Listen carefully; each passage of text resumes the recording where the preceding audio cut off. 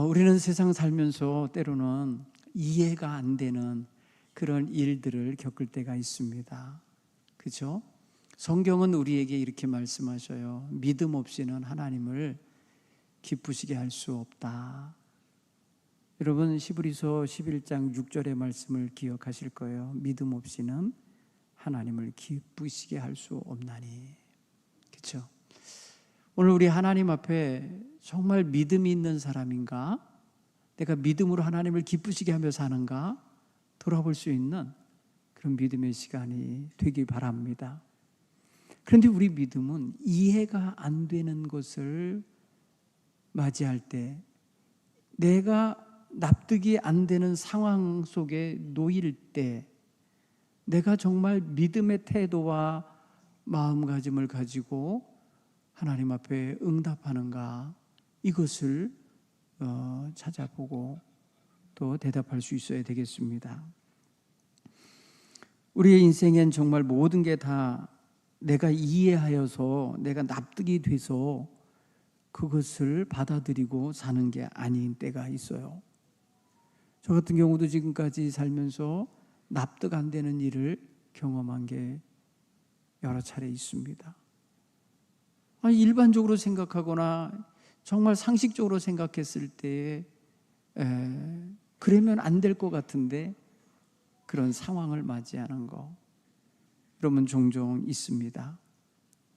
오늘 성경에 등장하는 베드로가 맞이한 상황은 바로 이해가 안 되는 상황이었던 거예요. 이해가 안 될 수밖에 없는 것은 그가 가진 틀이 너무 강하고 고집과 체면과 전통과 자기 학습되어져 있는 그 모든 것들이 하나님의 뜻마저도 수월하게 받아들일 수 없을 만큼 거절하여야 하고 거부하는 이런 태도를 보이는 모습을 우리가 성경을 통해 읽게 됩니다. 우리도 그런 경우가 있어요. 베드로 이야기만이 아니에요. 우리의 인생도 그래요. 아마도 우리가 다 이해가 됐기 때문에 순종을 한다, 내가 다 납득이 됐기 때문에 알겠습니다 하고 따른다 라고 할 때 그게 과연 믿음일까요? 내가 다 정말 이해가 됐고 납득이 됐으니까 하는 거예요. 그러면 그건 뭐예요? 지식적인 확인 내지는 자기가 받아들이는 어떤 자기 기준에 대한 흡족함이 있기 때문에 하는 거예요. 믿음하고 상관없이 하는 거예요. 여러분 다 누구나 이해하는 거니까 그냥 따르는 거고요. 누구나 다 그렇게 옳다고 믿으니까 그냥 같이 가는 거일 뿐일 수 있어요. 정말 특수한 상황에서 내가 이해가 안 되는 상황 앞에 놓였을 때 나는 과연 순종하는 자세로 서는가? 우리는 각종 사고, 각종 어려운 난처한 일들 당할 때가 있습니다. 전혀 예상도 못했고 계획한 것도 아니고 그리고 준비된 상태도 아닌데 그런 상황에 놓일 때가 있어요. 그럴 때 왜 하나님 이런 일이 저에게 있어야 됩니까? 묻게 되고,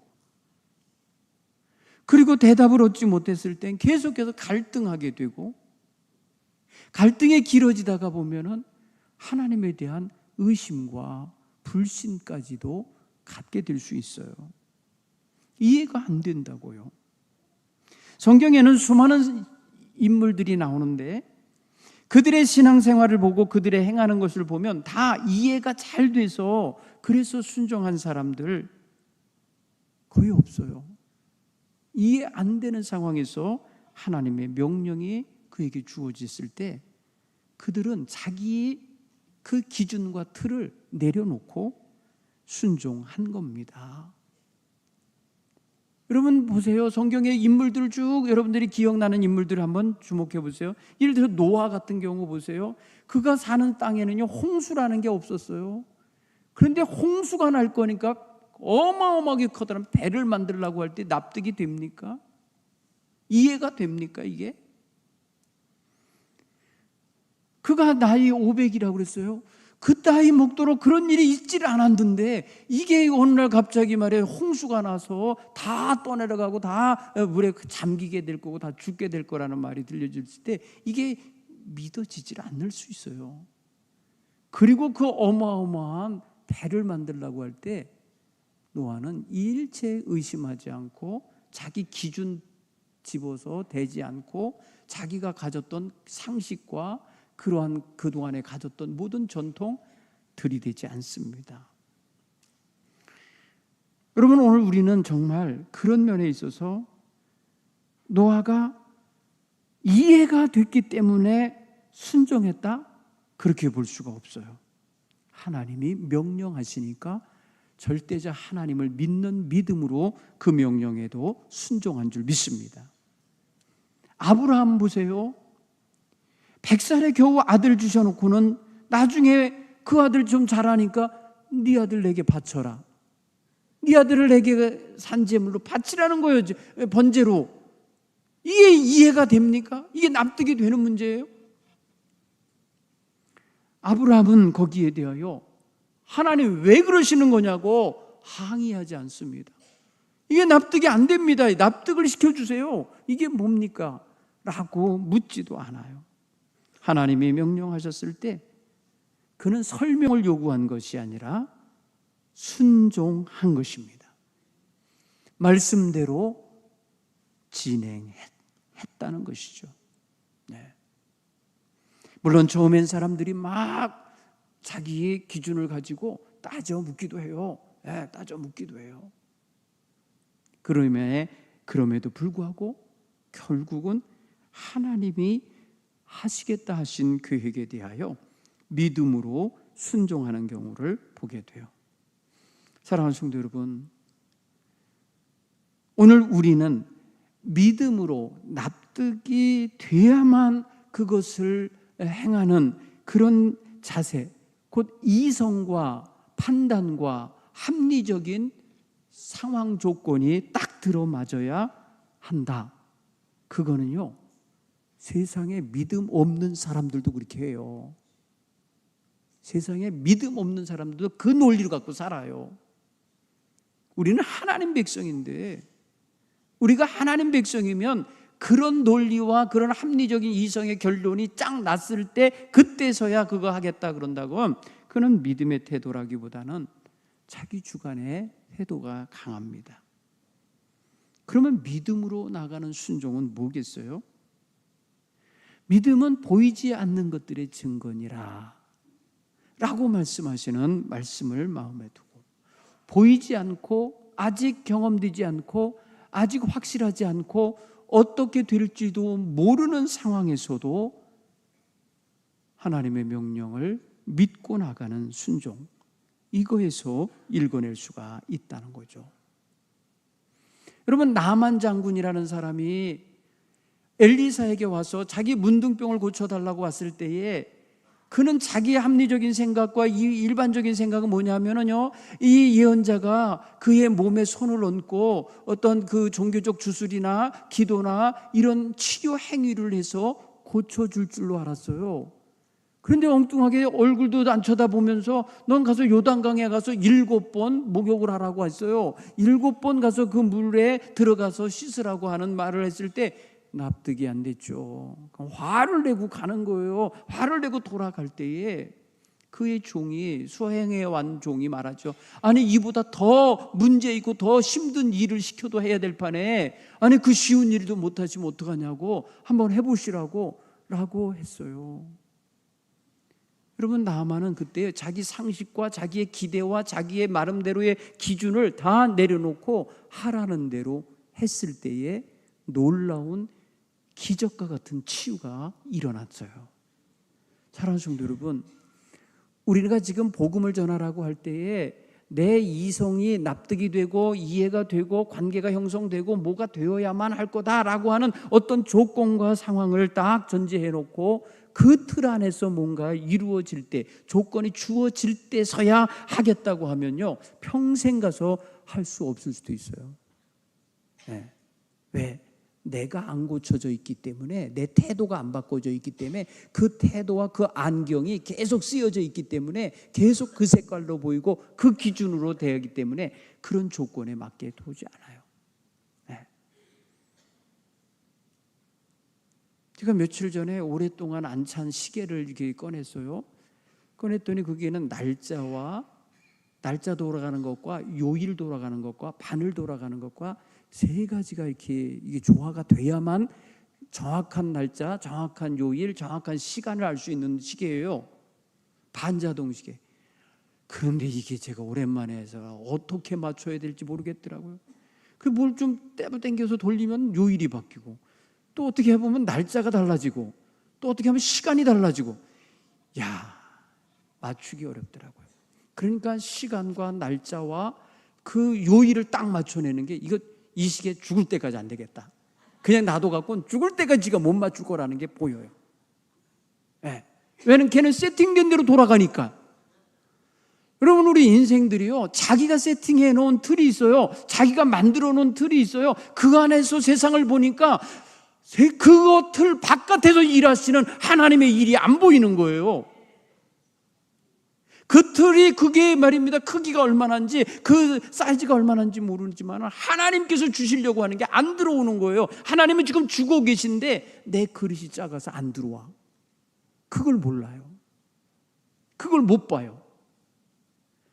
그렇기 때문에 오늘 우리는 정말 내 이성이 납득이 되고 내 머리로 이해가 되어야만 내가 하나님의 일인 줄 알겠습니다라고 하면은, 그거는요, 참된 믿음의 태도가 아니라는 걸 분명히 아셔야 돼요.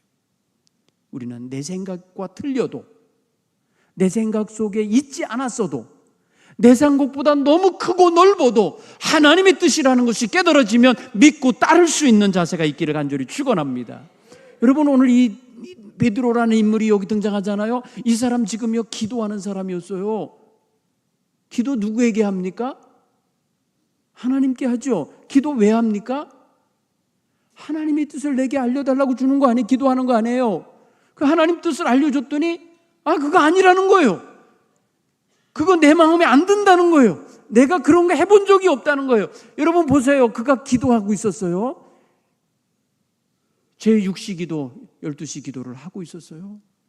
아주 황홀한 중에 환상을 보았어요. 각종 짐승이 가득한 보자기가 내려왔는데 하나님께서 말씀하세요. 잡아먹어라 할 때, 주님, 나 이런 거 어려서부터 지금까지 내가 부정한 거 먹은 적 없어요. 정결하지 않은 거 먹은 적이 없어요 하면서 못하겠다고 그래요. 그때 여러분 15절에 보면 말씀하세요. 하나님이 내가 속되다 하지 않은 것을 너 왜 자꾸 속되다 하냐? 내가 괜찮다고 하는데 너 왜 자꾸 괜찮지 않다고 하냐? 이게 뭐예요? 하나님 생각과 내 생각이, 하나님 기준과 내 기준이 다르다는 거죠. 그런데 지금 뭘 고집하고 있어요? 내 고집하고 있어요. 여러분, 우리 기도하면서 이런 태도가 있어요. 자기가 결정해 놓은 것대로 하나님 결제해 달라는 거예요. 하나님 도장만 찍어 달라는 거예요.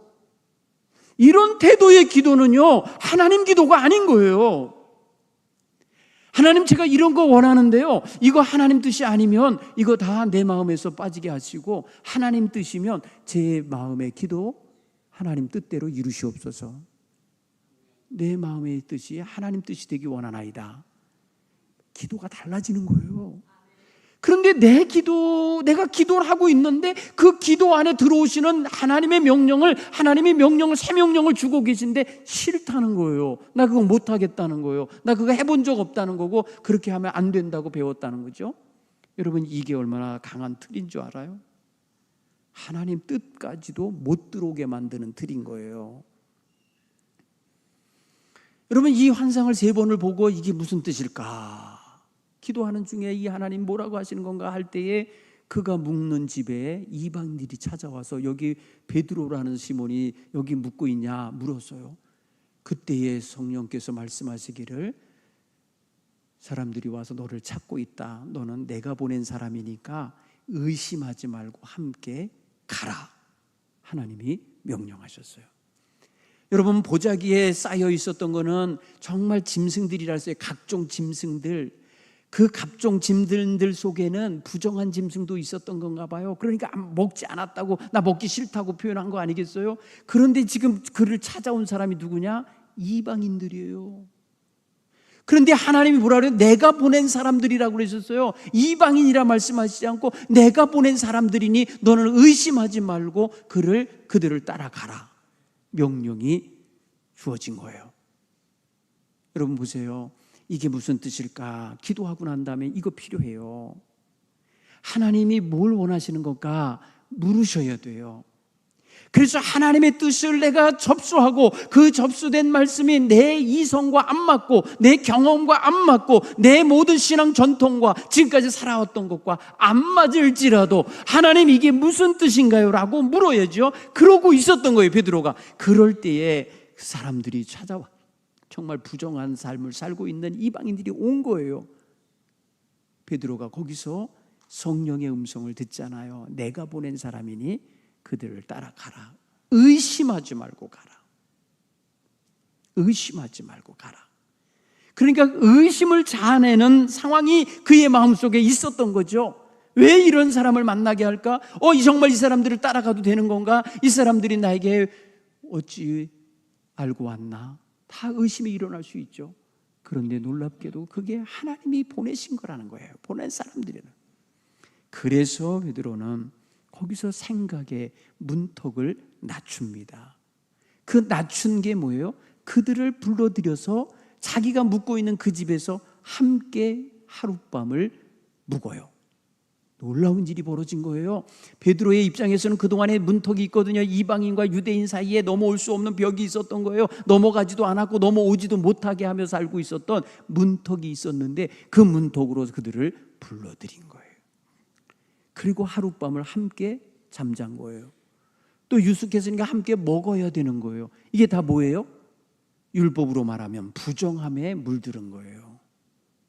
그런데 그는 뭐라고 그래요? 하나님께서 내가 보낸 사람들이니 넌 의심하지 말고 가라고 했기에 그들을 먼저 불러들여서 아마도 확인했을 거예요. 왜 왔는지, 어디서 왔는지, 어떻게 왔는지 다 물었을 거예요. 그랬더니 대답해요. 정말 내 주인이 백부장 고넬료가 경건한 사람인데 하나님께 기도하던 날 기도 시간에 주의 천사가 나타나서 그에게 당신을 초대하여 말씀을 들으라고 했다고 하시며 우리를 보내서 왔습니다 라고 말한 거예요. 다 이방인이에요.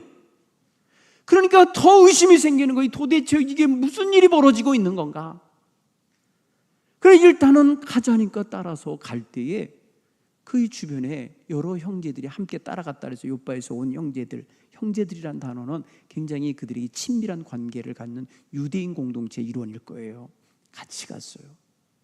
가서 보니까 그 집에 놀라운 일이 벌어지고 있는 거예요. 이방인이 가득 차 있어요, 그 집에. 그리고 자기를 초대한 고넬료라는 사람이 자기 앞에 와서 무릎을 꿇고 엎드려서 경배하며 맞이하는 거예요. 여러분 거기에서 엎드려 절하니라 라는 말은요 예배하니라 이런 거와 같은 거예요. 경배하는 거와 같은 거예요. 그러니까 베드로가 깜짝 놀라서 나도 사람이다, 나도 사람이니 일어나라 하고 자기에게 경배하지 못하게 하잖아요.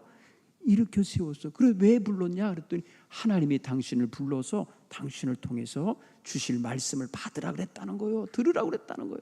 그래서 이 모든 사람들 함께 들으려고 함께 모였다는 거예요. 여러분 여기서 베드로의 문턱이 싹 사라지게 돼요.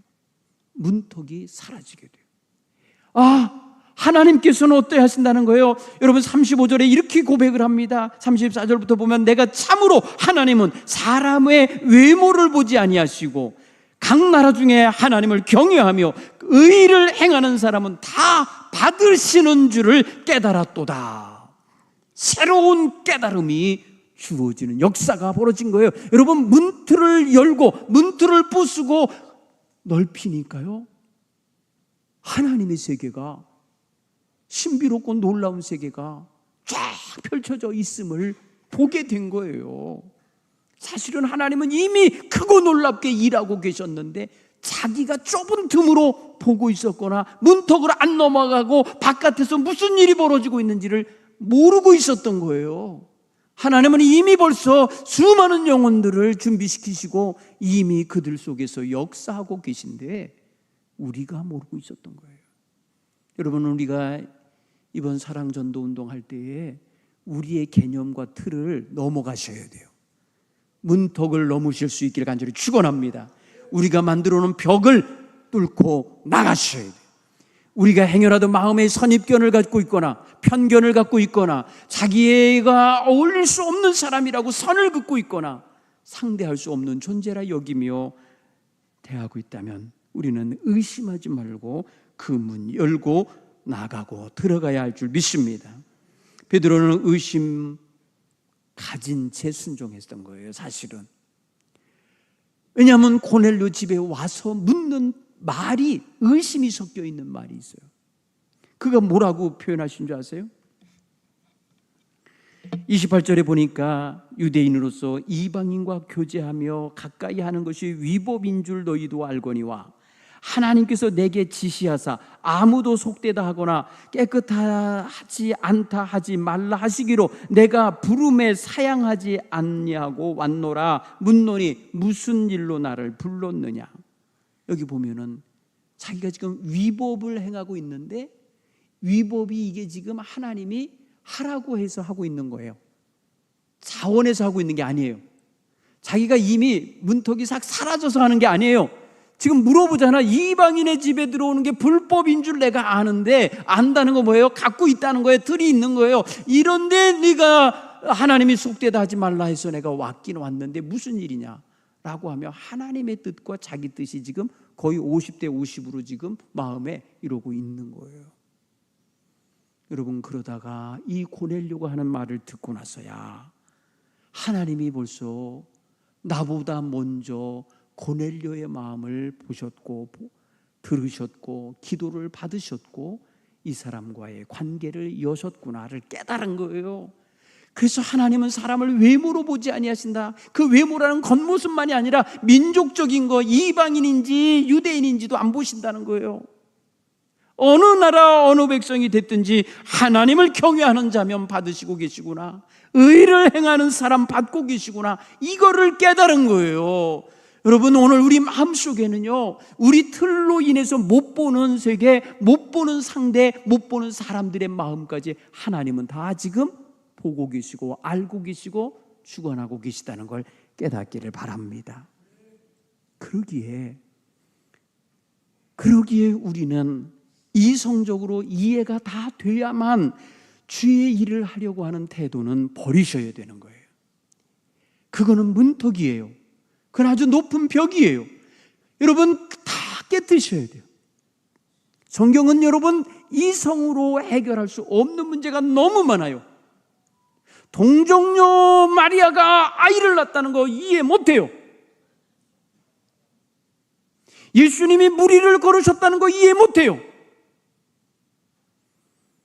보리떡 5개와 물고기 2마리로 5,000명을 먹이고 12강줄이가 남게 하셨다는 거 못 믿어요. 이성은 절대 못 믿어요. 이성으로는 못 넘어가는 거예요. 거기가. 여러분, 이성의 세계와 이해의 단계에는요, 믿음의 단계로 가려면 어마어마하게 넓은 공간을 뛰어 건너야 돼요. 뛰어 건너야 돼요. 사다리가 있어서 가는 게 아니에요. 뭐 다리가 있어서 건너갈 수 있는 게 아니에요. 다리가 없고 사다리가 없음에도 믿음으로 뛰어 건너가야 되는 거예요. 이 단계가 너무너무 넓어요. 지금 생각해 보세요. 우리가 전도해야 될 사람들, 그들이 여러분 이 공간을 뛰어넘어야 되는데, 이 갭을 뛰어넘어야 되는데, 이게 단순히 여러분 이해되는 말, 언어, 이 어눌한 우리의 설명 갖고 되겠어요? 그러니까 빌립이 나다나엘 전도할 때 그래서 뭐라 그러는가? 와 봐라. 여러분, 나다나엘이라는 사람이 빌립의 전도를 받았을 때 무슨 나사렛에서 선한 위대한 지도자가 나와, 거기서 무슨 메시아가 나와 이러면서 빈정대고 안 나오려고 할 때, 그럴 때 여러분 그게 믿음의 단계가 아니라 이성의 단계로 판단을 할 때에 그 낙우된 자리에서 그 이방과 접한 사람들 속에서 무슨 메시아가 나와 하면서 거부했던 거예요. 그때 여러분 빌립이 한 말이 딴 말이 아니야. 와봐. 와서 네가 직접 보고, 네가 직접 접해보고, 직접 만나보고, 네가 직접 들어봐 라고 한 거예요. 여러분, 이거에는요 뭐예요? 우리가 이성으로 설명할 수 없는 어떤 한계가 있음을 인정하는 거고요, 그 동시에 하나님의 역사가 거기에 개입할 것을 믿는 태도에서 하는 소리일 것입니다. 오늘 우리의 마음의 생각과 태도를 넓히셔야 합니다. 우리의 이해가 우리의 신앙의 기준이 되면 안 돼요. 우리의 신앙은 어떤 이성도 초월하고 경험과 지식도 초월하고 우리의 지금까지 살아왔던 모든 관념도 뛰어넘어 역사하시는 하나님의 세계를 향하여 가는 것임을 우리가 분명히 깨닫고 고백할 수 있어야 할 줄 믿습니다. 그래서 믿음으로 가야 하는 길인 거예요. 이게 이성으로 가는 길 아니에요. 아마 이성으로 가는 거라면 똑똑하게 교육 많이 받은 이런 무슨 대학 박사들이 다 예수 믿겠죠? 제일 앞자리에 앉아 있겠죠? 천만의 말씀입니다. 이것은 믿음의 길입니다. 우리가 가는 이 신앙의 길은요, 이성의 납득이나 상황 이해를 바탕으로 가는 것이 아니라 전능하신 하나님을 신뢰하고 순종하는 길인 것을 깨닫기를 간절히 축원합니다. 오늘 우리 내 판단을 중심으로 살지 말고 하나님의 뜻을, 하나님의 역사를, 하나님의 인도하심을 중심하여 살아갈 수 있는 믿음의 사람들이 다 되시길 바랍니다. 이렇게 순종할 때 놀라운 신비의 세계가 열리는 것입니다. 오늘 베드로 앞에 열린 이 고넬료 집안에서 벌어진 일은요, 성령 충만한 역사였어요. 이방인에게 자기들과 동일한 성령이 임할 거라고는 상상도 못했어요. 그런데 그런 역사가 일어나고 그들이 회개하고 자복하고 그들이 하나님 앞에 바로 서기를 결단할 때에 바로 세례를 주어서 그리스도인이 되게 하고 있다는 사실입니다. 사랑하는 성도 여러분, 오늘 저와 여러분의 삶 속에 개입하셔서 일하시는 성령님, 하나님의 역사는 우리의 생각보다 크십니다. 넓으십니다. 그러니 우리의 생각의 그 문턱을 다 넘어가서 밖에 나가서 보셔야 돼요. 집안에서 보면 안 되고 밖에 나가서 세상을 봐야 엄청나게 넓은 곳에서 하나님이 지금 역사하고 계신 것을 깨닫게 될 줄 믿습니다. 오늘 그런 체험들을 다 갖게 되기 바랍니다.